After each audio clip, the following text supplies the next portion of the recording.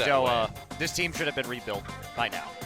We took a look at them starting it this year, and we said, okay, BDD, this very high solo queue player, he's going to be turning 17. They got Kramer, who is putting on a clinic in 80 carry performances in the first season this year in the spring. But they haven't really evolved. They still really struggle in the early game, and they can't really do anything without MadLife. And I think that's the scariest thing for them, is that MadLife right now, out of all starting players in the league, has the highest kill contribution of anybody at a shocking 87.7% of his team's kills. He has a killer assistant. Which now, is crazy. That's crazy. That means no one else is doing anything when he's not there. So if MadLife's not there, you just have to disengage CJ because you know they're not going to be getting any kills. Yep, and even if it's MadLife, you can't win a lot of series that way. Jin Air Greenwings, on the other hand, have had an interesting season. Pretty successful so far. They've been playing Blanc in the mid lane, of course, switching back to Kuzan in their last match. Seems like they're going to stick with him for now.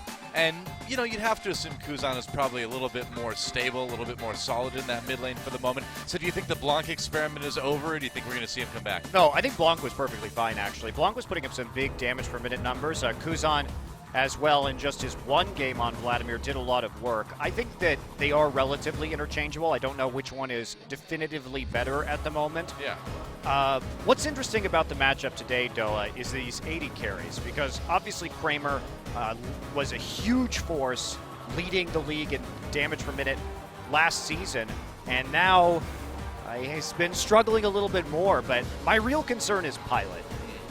Especially in their last series versus Samsung, Pilot's positional errors cost them at least one of those games, and it was really quite disappointing. I'll get to some more of Pilot's statistics in just a second.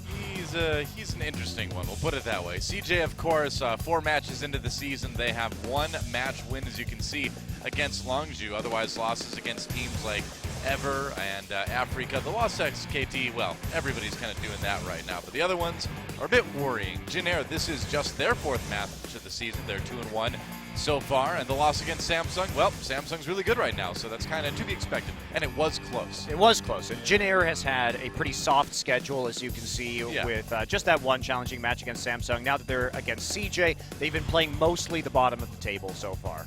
Yep, that's right, and of course, Jin Air, oh yes, we love them so much because they have the longest game time in the world. And that's last in the spring. They played the longest match at 1 hour and 19 minutes. I remember that match very clearly. I was casting that one.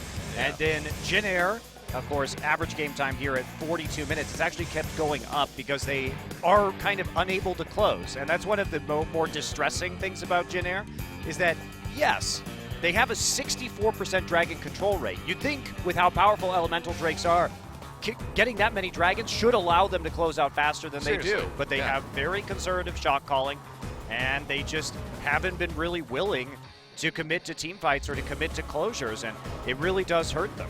Well, you know, the one thing to CJ's favor in that regard is they always have been a pretty good team fighting team. Kramer, of course, is like a beast at the 80 carry role in team fights, whereas Pilot, he loves to farm. He gets a lot of gold, and then he doesn't really do much with it. Exactly. Yeah, you put that very well, Doa. It has been odd. Pilot has been on top of this league in CS per minute at 9.6. Yeah. I'm going to throw a bunch of numbers at you guys to show Pilot's performance as we get into the pick and ban here.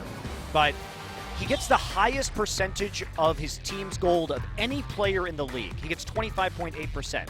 He's number 2 of all farm after 15 minutes. But he is number 20 in terms of damage percentage of his team, and he's only dealing 449 damage per minute. So this guy is getting a ludicrous amount of farm. He's very good at farming, but that doesn't actually translate into him killing the other team. You know, which is especially crazy because Trace has proven in the past that he can be a major carry threat on this team. So why not funnel more gold to him? Because he's always been a low economy top laner, right? They never give any resources to Trace. Trace's performance they could do it. They could do it, but that's never how they played. It's never how Trace has played. Sure. So I think what Trace's value is that he squeezes a lot of value from every piece of gold that he gets in this game. Right. Meanwhile, Pilot is a rich man who is just hoarding all of that money, doing nothing with it. He's scrooging it up over there. Pilot's like the spoiled rich kid that has everything but doesn't appreciate it. Trace, he's like the hard-working blue-collar top laner who's like, I'm going to stretch every dollar to the limit, and right. he does a good job of it. He gets a lot of value for that. So the bans are coming in, Fast and Furious, Twisted Fate, Ryze, Lucian, Kindred, and finally Nidalee, the last ban for CJ. Pilot's more like the rich kid who inherited everything and then refuses to do anything for his friends, just totally selfish. It's true. He just buys himself a menagerie of zoo animals, then never lets anyone else come to see them. All right, Azir is going to be the last ban here against BDD, so Kuzan will not be picking that up. The Kindred ban, that was a major factor in one of CJ's wins. However, he can just pick up the Ekko for Untara. Trace will be happy with the Maokai, though. I don't think he really cares. Maokai obviously is ridiculously strong right now. And so, kind of expecting that Ekko to get locked in. I fully expect Wing to go Rek'Sai here. As we go more back towards a farming jungle meta, which has heralded the return of Bengi too, Winged is a major, major beneficiary of this because he's always been good about pathing and maximizing his farm. So he's number 4 in gold differential at 10 minutes in the entire league right now. So he's been getting a lot of money early on just by out farming people and taking more of that jungle. Yeah. So they're going to actually switch it over to the Sivir and lock that in instead. That frees up Ekko to be taken by Jin Air. I'll probably take Ekko Rek'Sai here, one would assume. I mean, Winged has done great on the Rek'Sai so far, and just another one of those champions that, you can do a little bit more with vision. You can stall out the game. They could take Vladimir here, too. Jin Air has put a premium either on banning or early picking Vladimir, and with Kuzan's performance. And the takeaway of the Ekko to create some of those zones that Vladimir is vulnerable to could definitely be an option. Waiting to see what it might be. The Rek'Sai makes sense. And it's going to be the Elise instead. That would be kind of interesting. Do you think maybe Jin Air might be willing to try something a bit more pick-oriented? Well, never mind. All right, CJ did play the mid lane Karma in one of their wins versus Longzhu with Kindred, Sivir, Maokai, and Nami. True. So they do want to deny that pick. So MadLife, I really want to give him that Karma. He can be a big lane bully alongside Kramer early on. You know, Jin Air has played some aggressive pick-oriented comps this season, and while that's been kind of the exception to the rule, they've shown that they can at least give it a good try anyway.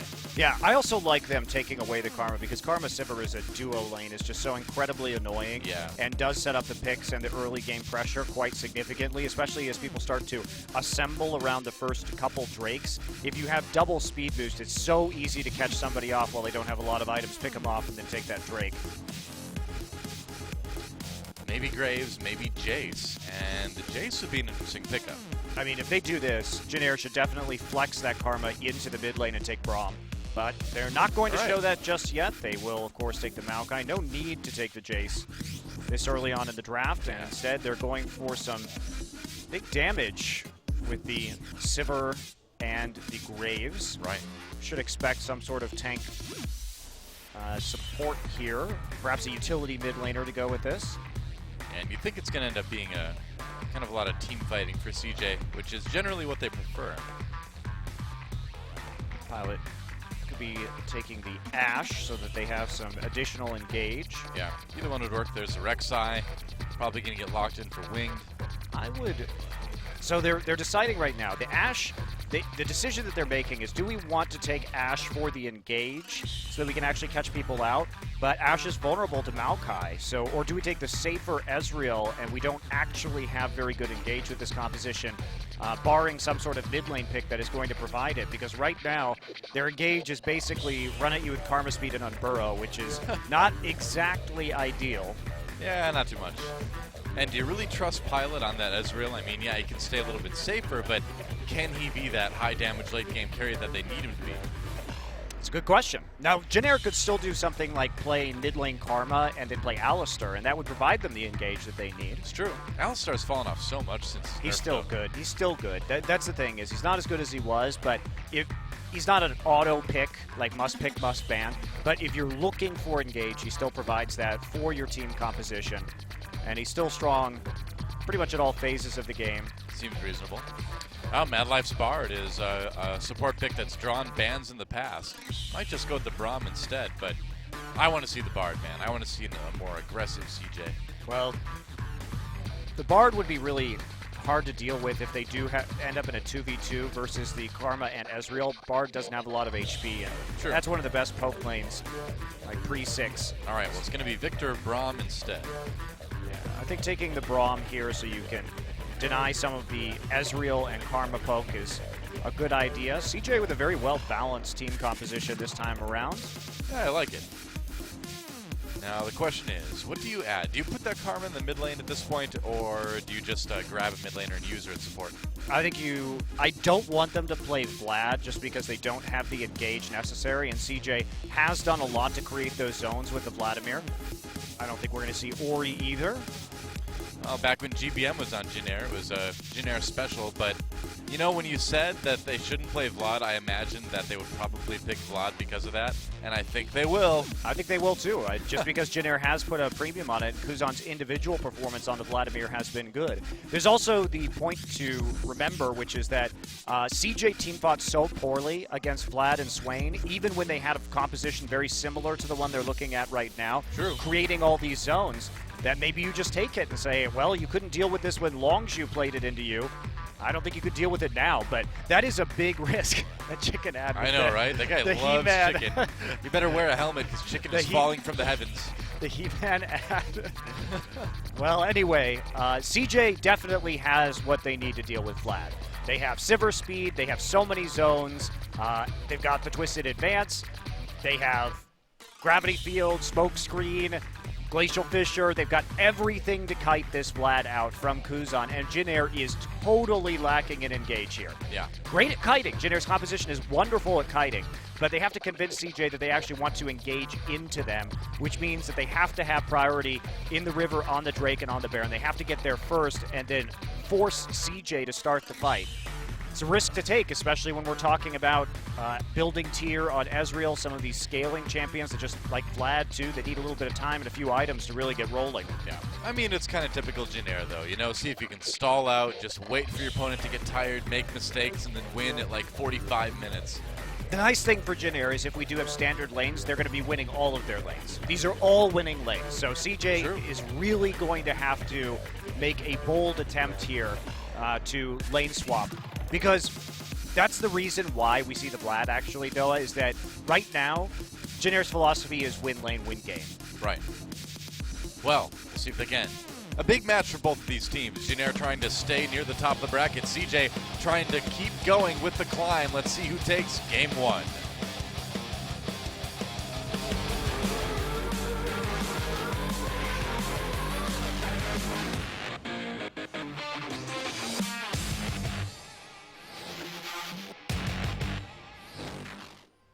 And here we go. Ooh, Infernal Drake.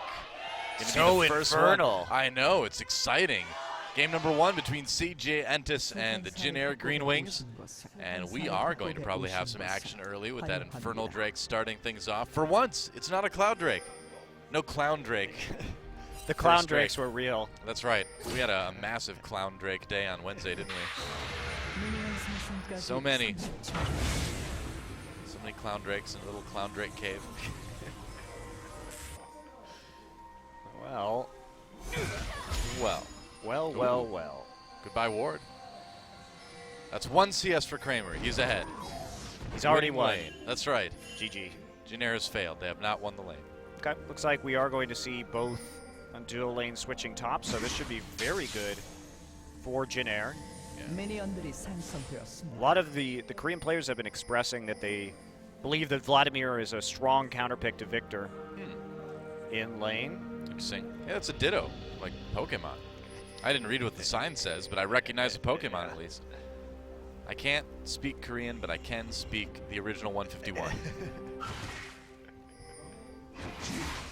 All right, so both dual lanes going to be starting at Grops and Krugs, and both junglers starting right here with the leashes on their top laners, so perfectly symmetrical start so far from both of these teams, and this is definitely going to work in the favor of Jin Air, who is going to have some very strong harassment in this early game. Karma Ezreal is about as poke heavy as it gets. It's really gross, and they don't have any sustain in that lane either, so yes, MadLife can block things with Unbreakable, but he's just going to be whittled down over time, and as you can see right here, the Ekko Maokai lane. That's one of the reasons why Ekko is considered a more heavy priority pick than Maokai, is because of that dominant matchup and most teams wanting to take either Ekko or Maokai. Right. Maokai definitely better in the late game because he provides a more reliable form of engage with the Twisted Advance. But yeah, as far as laning phase and advantages go. I mean, we've seen Echoes too that when they get that like that little lead in items and stuff, they just show up in team fights with the teleport and kill 2 or 3 people every time. So even though the Maokai's got that great engage, the Ekko can just get out of control damage-wise if you're not careful. Yeah, absolutely. Very true. Here comes Winged. Watch out, Rift Scuttler. He's looking for crabs. That's right. Well, he found sort of one. It's not really much of a crab. It clearly is a crustacean, though. Well, horseshoe crabs aren't technically crabs, and neither are coconut crabs, and that doesn't look like technically a crab to me. That's true. And I know a lot about crustaceans, Doa, because my father is a crustacean biologist. I know. A little known Monte Cristo fact. He's a marine biologist, yes. Here comes Wing going after BDD. Oh, not even getting the unburrow. That's right. So you can tell us, you could dissect the Rift Scuttler and tell us what all the parts are. Huh? I could try. I actually have dissected many a crab in my time. Can you show us a part that makes it a coward? Which part is that? I don't know. I don't know which part that is. Maybe it's the whole thing. You know, I've been thinking about Vladimir lately. What have you been thinking about? Well, I know he's not a vampire, but I think real vampires could utilize a lot of the skills that Vladimir employs. Because, I mean, the trouble with being a vampire is that you always have to get so close to your victims, right? You have to get right up on it. You have to bite their neck, and then you have to suck the blood out. Whereas Vladimir just walks up next to you and he just pulls it out of you, kind of like Magneto would pull the skeleton out of Wolverine, you know? Well, blood does have trace amounts of iron in it. So well, there you go. Maybe Magneto can do that too. Maybe. Global fans. I'm sure they exist. I'm sure they're thinking about Vladimir and Magneto as well. I think so too. I think it's a very popular line of reasoning these days. But yeah, I mean, if I was a vampire, I'd try to do that. Vladimir's really lucky though that he could just be out in the sunlight like this. I know, and he doesn't even sparkle. How about that? You think Maokai could just like grow some garlic and then deal with him, but apparently not. I don't think garlic grows on trees, man. I think it's like a bush or something, or just a plant. I don't know. I don't know where garlic comes from. It's kind of like a little bush. Oh, okay. Well, see, there you go. So Maokai would have some issues with that. Maybe Zyra could grow some garlic. She can grow little bush-like plants. That she can. Yep. MadLife. Thinking about coming around from Tribrush onto this Ezreal pilot. Let's see if they can make him burn a summoner here. Trying to get that passive out. The Q misses, so Pilot just gets away with an arcane shift. That's annoying. You know what else is annoying? What? This Karma Ezreal lane for CJ. Actually doing okay so far. Haru winged, having some very awkward, unexciting combat between Rek'Sai and Graves in the early game. Yep. But yeah, take a look at these CS lanes that are developing in the mid and the dual lanes for the likes of Jin Air. This is going to be really nice for them. Haru is over at his drop right now, doesn't want to be collapsed on. There will be a TP from Untara back into lane. Trace has yet to recall. And he could get a free one here, actually, especially considering he has his ult up. He doesn't have to use his TP to get right back into lane, but he can also just walk it after pushing up that wave. So when do you think the Dragon becomes a priority? Because Infernal Drake is obviously not one that either team wants to just let go. So when do you take it? Well, they're not going to switch back into standard lanes right now. His BF Sword against Tier Pickaxe, and we did see Trace just use his Chrono Break to get right back into the lane. So we're not going to see any kind of early switch back and then some pressure. Right now, if you're Jin Air, though, you want to keep the dual lane in the top side as long as you can, because you just want to get that tier stacked up and get a couple items on Ezreal before you really, really start to commit to that Drake. Yeah. Chei's taking some damage. Chei went back for a really early recall, actually, to pick up that Ruby Crystal. Right. Which is surprising, because you'd think that MadLife and Kramer, would be the ones getting poked. But honestly, CJ's not doing too bad in this 2v2. They're a little bit behind, but it could be worse. Yeah, it could be, but The other thing to consider as well is that MadLife has been getting that CS with the Relic Shield, of course, so it's more like 60 to 68. No, it adds to the AD score now. Oh, it does, okay. Yeah. I changed that because it was too stupid before. Ah, okay. I just assumed it would always stay the same. I missed that patch note. No problem. And Wing just trying to fight over that red buff, not ultimately going to get it. Haru with the Skirmisher Saber this time, and Winged looks like he will be going for the Chilling Smite and then Sightstone build that we've seen come up in terms of popularity. Oh, no, he may just go just Cinder Hulk. Wayne coming back to lane, and he's going into the Dragon Pit. They're going to start this, so it looks like Jin Air going for the Infernal Drake. Yeah, good call. BDD took Ignite this game because he's in the lane against the Vladimir, and MadLife was taking the Exhaust, so they need one Ignite to actually cut the healing from the Vlad with the Grievous Wounds, but that means that he's not going to have TP or anything else, Ghost, and he's not going to get back into lane very quickly, so they used the fact that BDD was recalling with no mana just as a window of opportunity to go ahead and take this first Drake. So Jin Air able to sneak one here, very nicely done. And it's another Infernal Drake coming up next. That is pretty big. And they knew, because of the blue buff timing too, that they were going to have a long time alone with that Drake. And Kuzan not really going to miss any CS either, as they were pushed up right as BDD recalled. So really good timing there from Jin Air, making the most of their winning lanes. You can see that advantage starting to develop, and this is their strategy going in. The two dual lanes saw each other on the bottom side. Jin Air correctly guessed that CJ would be trying to lane swap. They matched the lane swap, and now they're in a great position. You know, the funny thing with Jin Air getting the Infernal Drake buff, though, is that normally you'd see a team get that, and you're like, oh, sweet, so now they can press their advantage, put pressure on, end the game quicker, but Jin Air is just going to be like, sweet, we're stronger, and they're just going to sit back and do nothing with it. Well, Doa, but good for Jin Air because it's a % scaling buff, so the fact that they got it means that their late game damage is going to be a lot higher, so they can just wait. It only is going to get more effective as time goes on. I know, it just enables the waiting. They're like the bodybuilder that gets huge muscles but then never actually uses them for practical skills. He just takes a selfie in the mirror at the gym, you know? He's like, wow, look at these muscles. I'm not, you know, I don't really use them for anything besides like lifting weights, but I got them. If I ever need them, I've got them. Hey, at least he's prepared. That's right. Prepared for, we don't know what, but he's prepared. Heavy lifting. Yep. Just like me. I've got these muscles, but haven't really had to use them very much. At least I've got them. These huge muscles. That's the first thing everybody says when they see you. I know. They're like, I know. Doa, what big muscles you have. They're like, it doesn't come through on the screen, but when I meet you in person, I can see how incredibly in shape and muscular you are. I get that a lot. It's pretty common. Well, pretty greedy build here from Pilot, going for that Muramana first and not, or Manamune rather, and not picking up the quick Sheen for some more poke harassment. MadLife and Haru looking like they want to do oh, Here Chei. comes Chei. Whoa, Braum ult and a big gank attempt. Chei gets very low, but the summoner heal's going to keep him alive. Wow, Close so two call. summoners used for that. Chei popped his sweeper right there and barely got out in time with the information that he received. Man, he was down to like 10 health or something. Yeah. And no Close. summoners used on the side of CJ, too. They just burned a couple ults, or 3 ults, rather. Nearly got him. Barely surviving, but still does, and that was some fast reflexes there from Chei and Pilot. Yeah.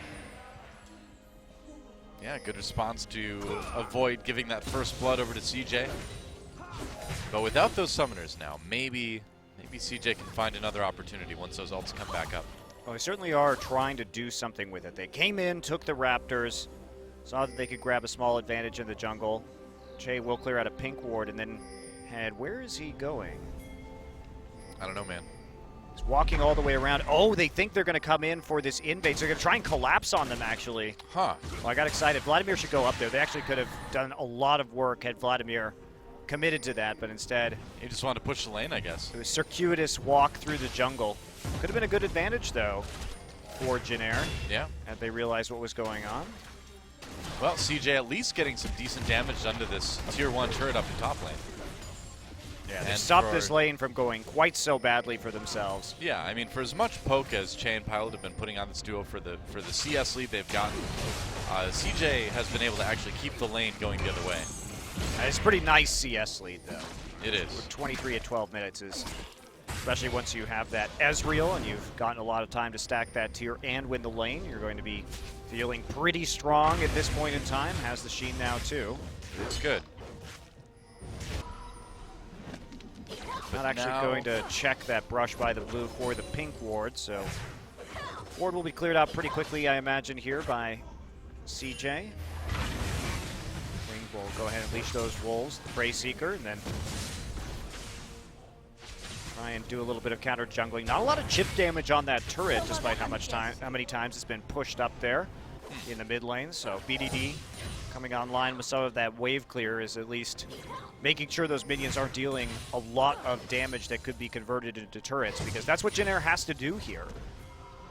They're playing these very dominant lanes, and again, going into the late game, they don't have a lot of engage besides flash on Burrow, really, and that means that CJ will have a huge advantage when it comes to kiting. CJ, which is the much stronger engage, they've got more ways to play team fights late. Jin Air, not so much. They pretty much have to kite, and this Vladimir is going to have a very hard time getting in. Trace convincingly winning his lane, though. Wow. Yeah, no kidding. Untara goes in onto Trace under the turret here, but Trace wisely not hitting the tree back until the very end. Doesn't take a whole lot of damage from the turret. But yeah, he's almost ready to knock that one down. Hello. Welcome back, Rek'Sai. Just there for a little bit of ward clearing. Yep. And a little bit of blue stealing.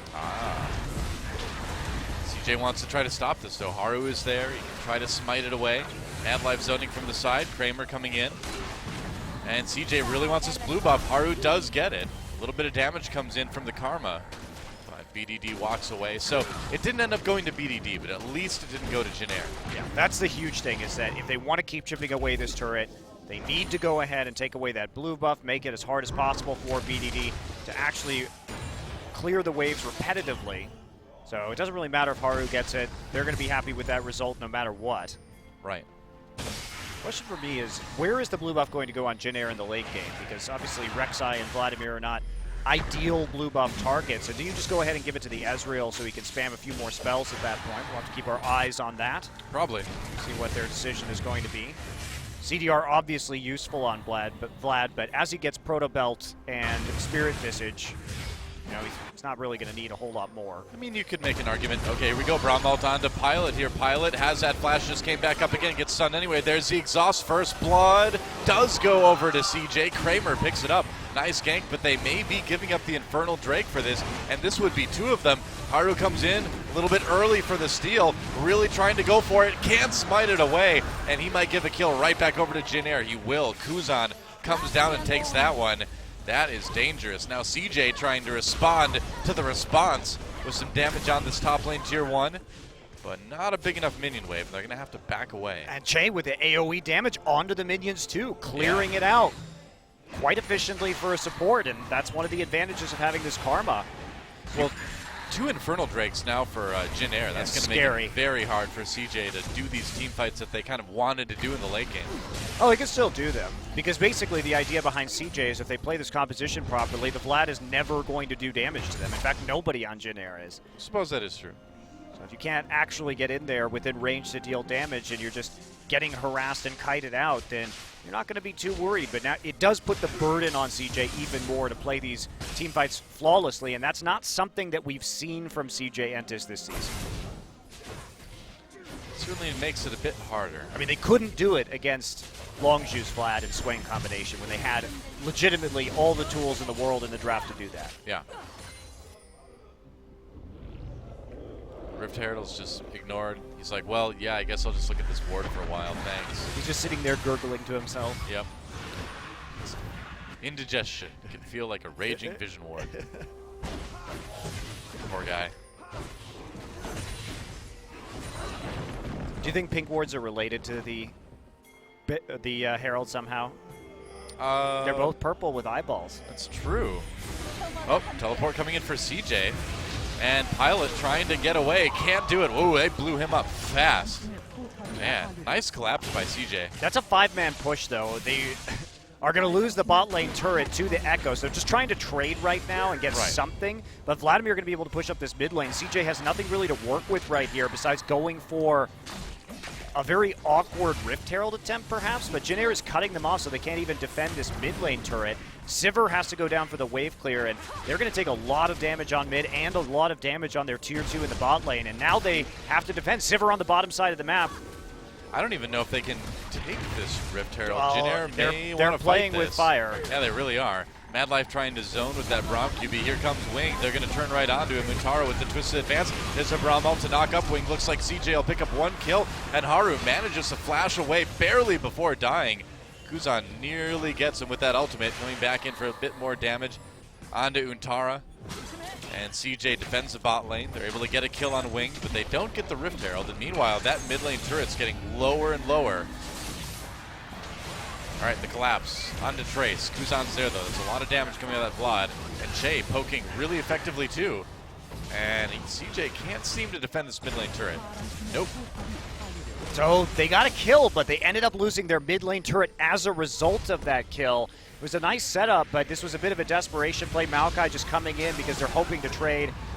Get that kill down. They do get a turret in the top side, but they can't secure that Rift Herald. They shouldn't have even tried to do that when they had already sent Sivir back to clear out the waves down at the tier 2. Yeah. So that, I think Jin Air, even though they'd lost one, was right to take that fight because they could transition the damage that they got on the champions and that into pressure in the mid lane and get that objective as well. So 2 turrets for 1 here. And Jin Air looking very good with a double Infernal Drake already. Yep. See a lot of strength on that side of the team. Despite the fact that CJ has a couple more kills at the moment. Because I'm actually going for a Ryze very early on. This is something that we don't typically see as a second item onto Vladimir. He really is going to need a Proto Belt this game. That's one of the very few ways that he's going to be able to engage, so I don't really like the fact that he's delaying his build by going for, because now he's going to have to be 4 items before he gets Proto Belt and Zhonya's, and he's going to need both of those. Well, do you feel like he's thinking that Ryze might be part of the answer of not being kited as much as well, that he can kind of slow people with his spells and keep up that way too? Yeah, sure. It does empower his pool to give more slow, so could be used, but still going to be rather difficult, one would think, to use Vladimir as an effective CC tool. And he's just not going to hit a multi-man pool if he doesn't have Proto Belt either. So. Right. It'll be pretty delayed build here from the likes of Kuzan. The plus side is he will be able to 1v1 people extremely effectively with that Ryze, because the single target slow from it off of his Q should allow him to be pretty sticky. Sticky Vladimir. That sounds kind of creepy. They call him Sticky Vlad. Does sound like a good Russian mobster name, though. Sticky Vlad, that's right. Don't make the Mafia boss angry, man. He'll send Sticky Vlad after you. If somebody told me that, I'd be kind of afraid. I think I don't think I want to meet the kind of man who goes by the name Sticky Vlad. I don't know. I wouldn't want to know how he got that nickname. Yep. It's easy. You just get a Freezy staff. Yeah, well, I mean, there's that. There's other ways, too. I'm sure there are, though. Maybe I'm he sure just, there are. just like Gorilla Glues everything shut on his victims. That sounds terrifying. They slowly expire, I know. See? Sticky Vlad. Don't mess with him. Yikes. He's an artist with the glue stick. That's what they say. It's going to be an Ocean Drake next. CJ milling about the Dragon Pit.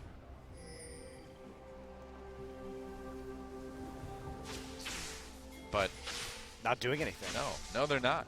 Just pushing. You know, they want to. You don't have a ward there, thanks to the pink ward of Jin Air, so not really a way for them to see to make that play. It was checked with the Karma Q, straight into the brush, and now, all right, Jin Air has decided the time is nigh for some quality draking. Yep, the third time of draking this game. Breaking time is apparently a thing now. CJ zoned out, and they're going to turn around onto Kuzan, who just pulls back into the turret, and I guess that's just going to give the Dragon over to Jin Air. He pulled the twisted advance, so Maokai moved forward, but he sure didn't get a root right there. That means Kuzan just left by himself. They tried to make the play, but making plays onto Vladimir, really hard. Yep. That's a hard thing to do. Pretty much. They call him Sticky Vlad, but sometimes he's more like Slippery Vlad.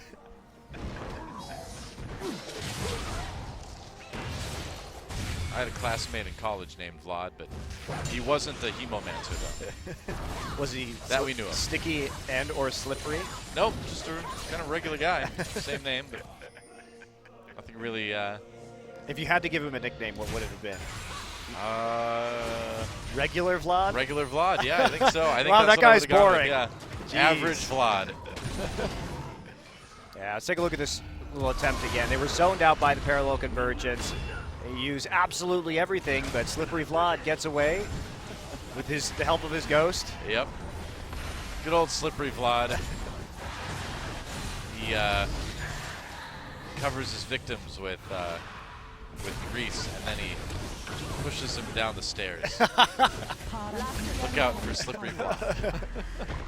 So many assassins. I know. Or he just covers you in grease and puts you on a very smooth surface, very far away from everything, so you can't get back to, you know, wherever you wanted to go. Right on the ice caps. Yep, that's right. He drops in the polar ice caps covered in grease. What a jerk. How does he get you there? I don't know. It's magic. It's just part of the legend of Slippery Vlad.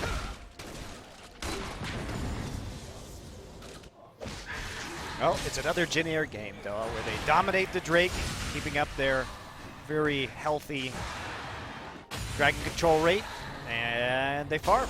Yes, they play winning lanes, but yeah, see if they can actually convert this into anything, because this is the hard part of their composition is, okay, well, you got the outer turrets down now. You got a nice little gold lead, not something too big, but you actually have to make plays at some point, and you're going to have to try and get on top of this dragon and this Baron the later the game goes on, because that's the way you're actually going to win this.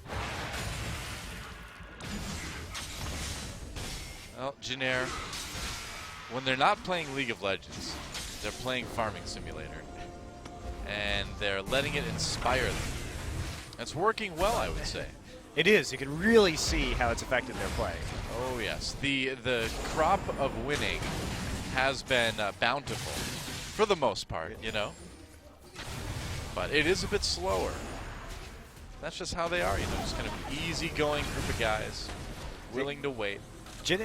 I think Jin Air's playstyle is like Brussels sprouts. Yeah.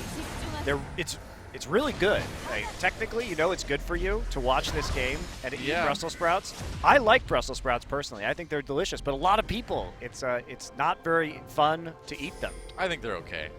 I would say for me, Jin Air is more like steamed or boiled peas. Like, I love fresh peas.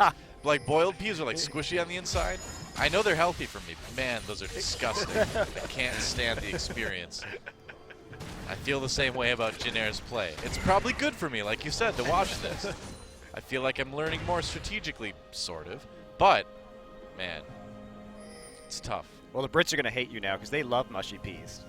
I know, but see, like the like mushed peas that you get with like fish and chips or whatever. That's better. That's different. Because it's kind of like a mashed potatoes version of peas, sort of. You don't see the individual peas. Because the worst part is when you bite into it and it becomes squishy, you know? I hate that. Well, enjoy some Jin Air games. Yeah, I know. That's what, you know, you brought it full circle, and I appreciate that. Another ocean drake. They're also green, like boiled peas. That's true. The ocean drake icon kind of reminds me of a pea. It's kind of round and green. Does it remind you of the ocean? No, it doesn't do that. No. Doesn't do that for me either. No, unfortunately not. Well, this is the part of the game where Jin Air moves around the map and farms the lanes, and then as soon as the lane pushes up a little bit, they back off. They're really good at farming lanes, Jin Air. Yeah, they are. Both so Blanc, even though he's not playing this game, and Pilot have some of the highest CS per minute in the league. Pilot a little behind this game, but certainly way, way up there with an average CS per minute of 9.6, which is really crazy, actually. Very high statistic. Yeah. I mean, Jin Air kind of plays solitaire when they're playing League of Legends, you know? Well, my favorite part of this game, Doa, is we have the 280 carries in Kramer and in Pilot, who take the largest percentage of their team's post 15-minute farm of any two players in the league. Kramer takes 31.8% of it, and Pilot takes 31.5% of it. So basically, both of these teams love to give all the 80 carry all the farm on the map at this stage in the game. Kramer certainly carries harder, generally speaking, than Pilot does. Yep, that's for sure. Man, Pilot's positioning against Samsung was sad. Pretty bad, yeah. We'll just use the word sad. You know, or disappointing. When it comes down to it, that's what makes this still such an even game, right? Despite the Dragons, is that when it comes to the team fights, you still have to believe in CJ's abilities a little bit more than Jin Air at this point. Well, I believe in their composition more. I think they have more ways to win team fights with this composition than Jin Air does, but their execution has not been on point this season. And I believe the same thing in their first game against Longzhu, and that didn't turn out well for them either. Kramer's good. All right, here we go. They don't want to let him have a fourth Drake. Haru comes in. He's able to steal it away this time. Flashes out, and CJ, no fight, but they do get their first dragon of the game. Yeah, Untara did a very good job of delaying Trace behind the pit, too. He never could get the angle he wanted because Untara just opted for that 1v1, locking him down. Not bad. So with that, they're able to get in it. Jin Air. Oh, Braum ult onto Chei. Chei flashing away. Looks like CJ can't pursue. Kuzan and Pilot zoning with some damage. Seemed like a bit of a desperate pick attempt onto Chei, didn't it?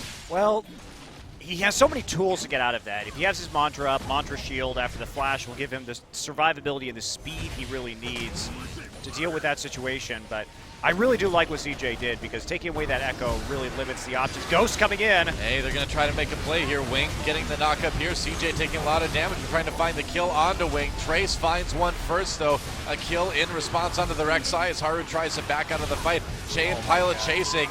And this is the danger as Pilot has been untouched in this fight. Trace finally tracks down Haru, and that is a 4-for-1 in favor of Jin Air. Well, you can really see the damage from those Infernal Drakes. You can really see Kuzan just tearing them a new one right there. Coming in from the flank with the Ghost. Now, CJ didn't think that was a serious threat because he didn't have the Hemo Plague up, but he was able with that Ryze to get so many slows down in conjunction with the use of the Frostborn Gauntlet that Jin Air is going to get a nice little Baron right here for free. A nice little Baron. That's a pleasant way to say the fact that they've taken a huge step towards winning this game. It's a lovely little Baron. It's become the Bob Ross caster suddenly. It's a happy little Baron. So push down some nice little turrets. Put it over on the Jin Air side, but watch Kuzan here because he's the real hero of this fight. Look at that 4-man Hemo Plague, absolutely ridiculous. Wing following up with some more crowd control, and Kuzan just absolutely destroys Kramer with the help of Trace, and then getting the repeated tides of blood off on 3 to 4 people, but great Vlad positioning from Kuzan. But CJ, again, they shouldn't even be putting themselves in that situation. There should be no way that if Vladimir just gets under you for free like that and hits 4 people with the pool. That was just sloppy positioning there from CJ, allowing him to get into their back lines. And so, Jin Air jumping out to about a 5,000 gold lead, and they have the Baron buff, so how hard can they push with this? Hard. But how hard will they push with this? Hard. They've got a great split pushing composition, right? They do have some decent siege here. I feel like generally we see them go through like 2 or 3 Barons a game, though. You know, it's true, they do. They never seem to get a ton off of the first one. It's because they're so conservative, though. They sit around, maximize split push with their Karma support. That's right. Yeah, split push Karma. New meta. From support. Untara is going to be having a rough time here against Trace. I think so. Yep, Trace doing tons of damage to that tier 2 down to bot lane already.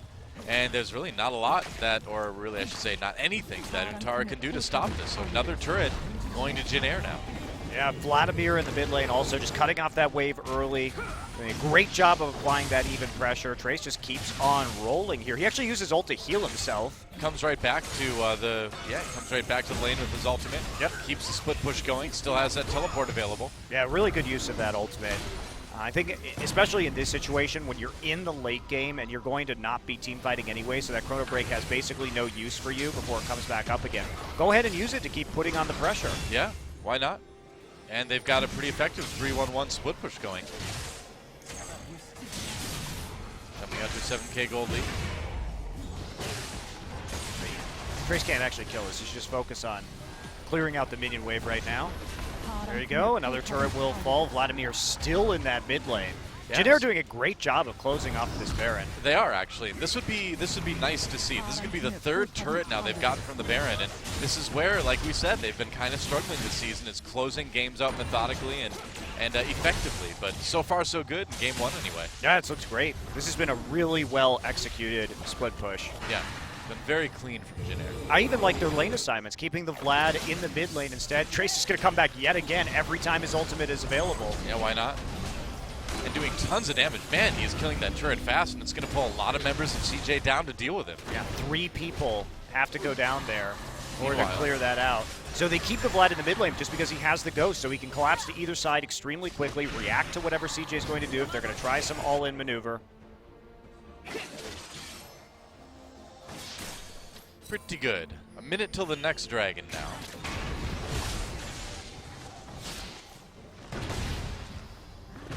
Could be a chance for Jin Air to pick up number 4 here. Yep. Be very nice for them. So it looks like they're not actually going to crack the base on that Baron, but all in all, very successful, expanding their gold lead. I mean, they about got 9,000. I mean, they have every turret down outside of the base now. You know, only those inhibitor turrets remaining. And so, yeah, you can't really ask for much more than that. Nope, just set up for the next Drake. Feel good about what you already picked up. Try and compound your advantages. Jin Air just smoothly executing.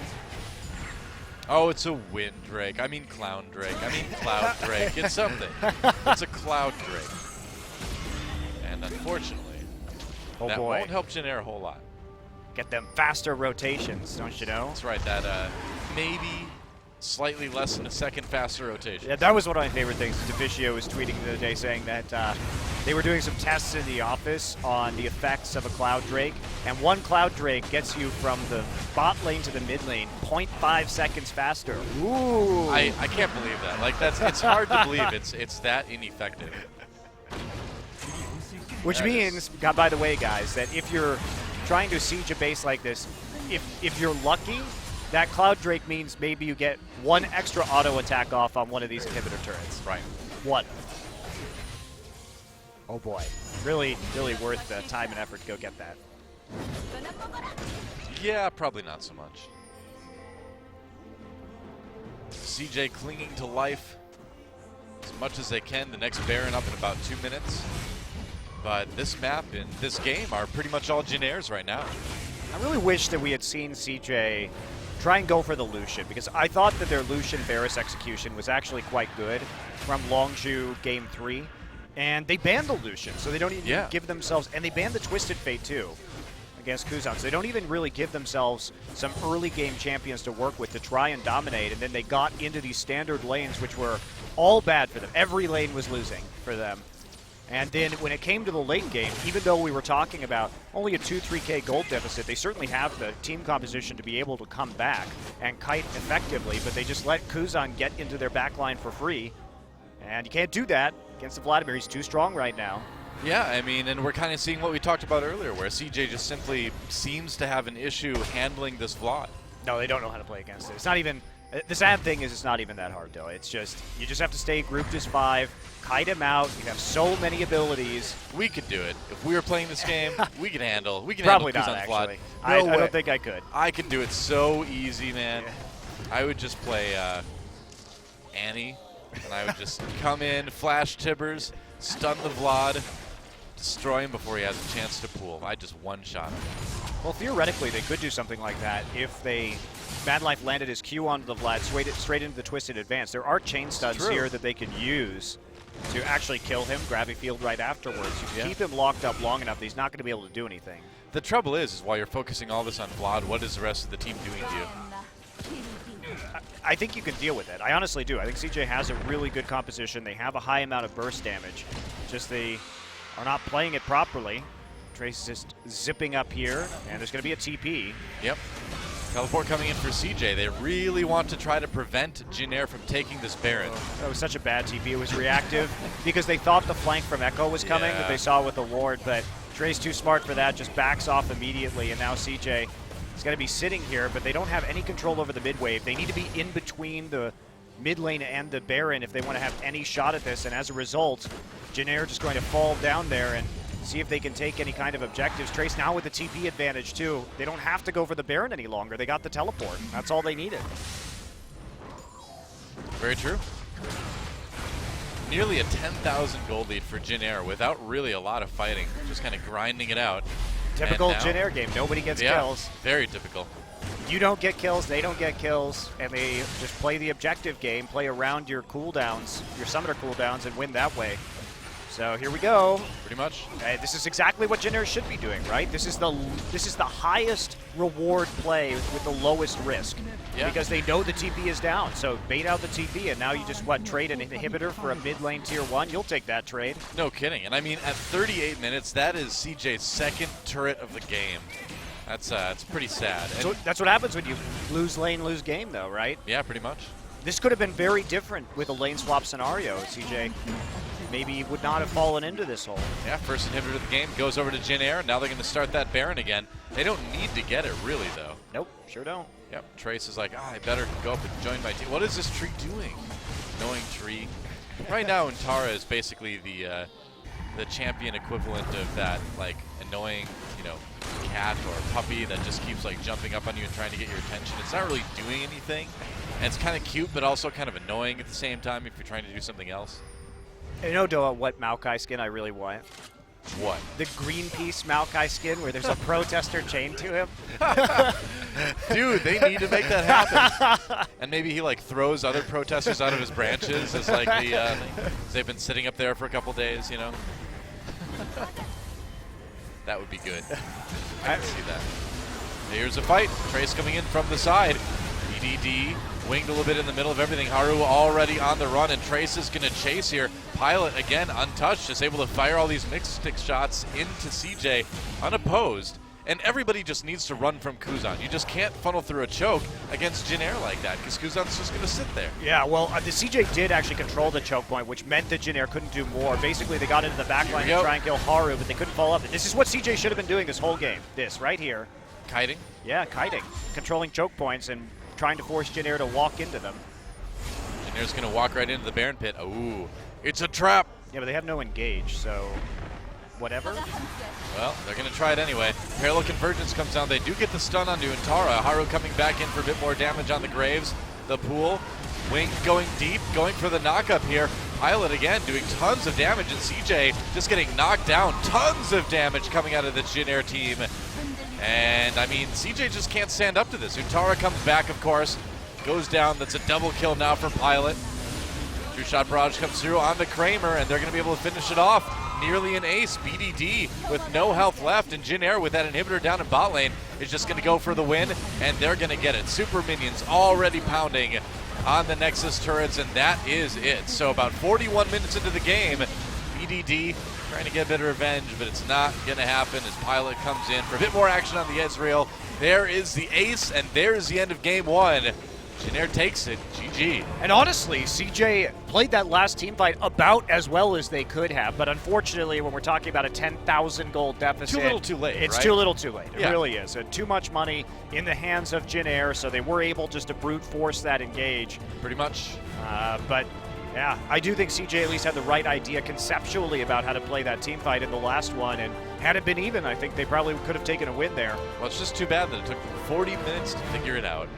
But now, looking at the next game here, do you ban the Vlad, or do you say, all right, we kind of got it towards the end, we can handle it this time? I think you ban it. I think I don't know. We'll see. Kuzan also played that team fight super well, getting his flash, and I'm taking a look at that again. Kuzan or Trace definitely strong choices for MVP this game. Yeah, for sure. I like Trace a little bit more. I don't know. I think I'll go with Trace. Let's look at the damage. And of course, that Vlad doing the most on his team.